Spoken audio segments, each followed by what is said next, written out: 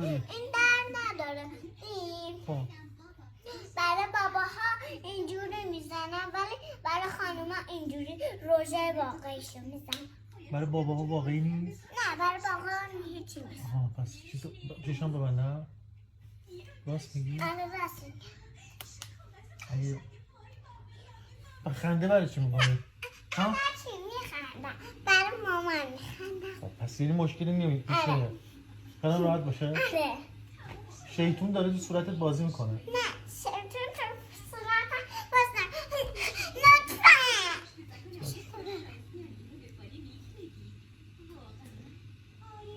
یه در باز شد.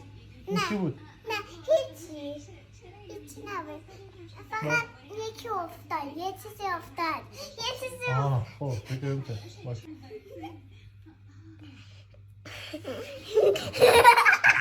Easy easy tamam tamam